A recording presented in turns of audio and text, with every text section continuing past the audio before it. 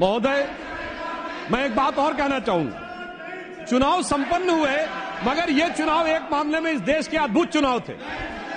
सामान्यतः चुनाव होते हैं, चुनाव परिणाम के दिन एक पार्टी के कार्यालय में मिठाई बंटती है, धूम धड़ाका होता है, दिवाली होती है, और दूसरे की जगह गलियारे खाली नजर आते हैं।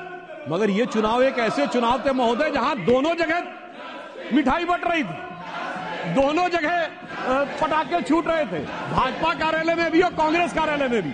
ऐसा क्यों हो रहा था? हमें तो स्पष्ट बहुमत मिला, लगातार तीसरी बार सरकार बनाई, मगर वहां पर तालियां क्यों बज रही थी महोदय?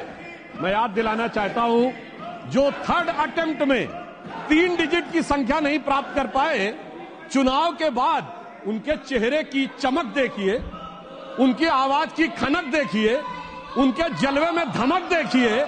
ऐसा लगता है कि जैसे उन्होंने बहुत बड़ी उपलब्धि हासिल कर ली हो।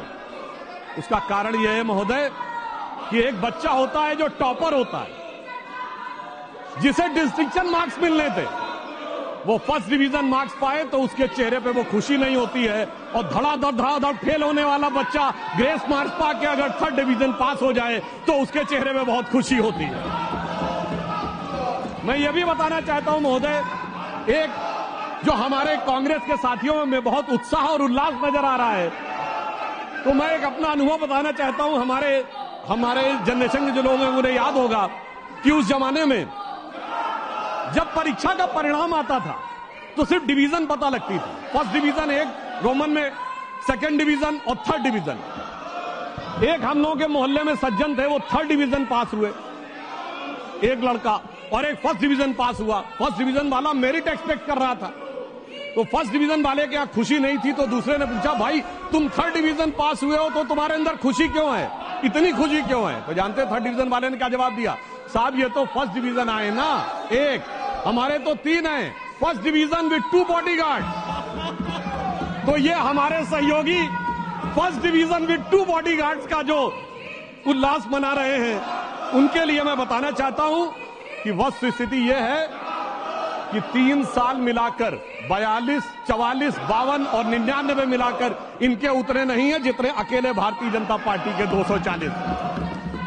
मैं ये भी याद दिलाना चाहता हूं, 1984 के बाद से आज तक 40 साल में कभी कांग्रेस को 240 सीटें नहीं मिली। पीवी नरसिम्हा राव जी के समय में 232 मिली थी, बाद में उनकी कुछ सीटें बढ़ी थी, यानी जो 40 साल में मुकाम नहीं हासिल हो पाया, उसके बावजूद उन लोगों की जिस प्रकार की उच्छृंखलता दिखाई पड़ती है, उसके लिए मैं कहना चाहता हूं, इन्होंने कितनी कोशिश कर ली, मगर प्रधानमंत्री जी तीसरी बार स्पष्ट बहुमत के साथ प्रधानमंत्री बनने में सफल हुए। तो इन लोगों के लिए एक बात कहना चाहूंगा मैं, एक लाइन प्रधानमंत्री जी की तरफ से, कि दरिया का सारा नशा उतरता चला गया, वो मुझे डुबाता रहा और मैं उभरता चला गया। दरिया का सारा नशा उतरता चला गया, वो मुझे डुबाता रहा और मैं उभरता चला गया।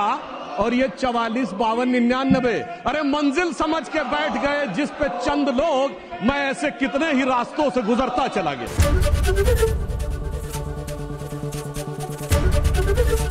एबीपी गंगा, खबर आपकी, जुबान आपकी।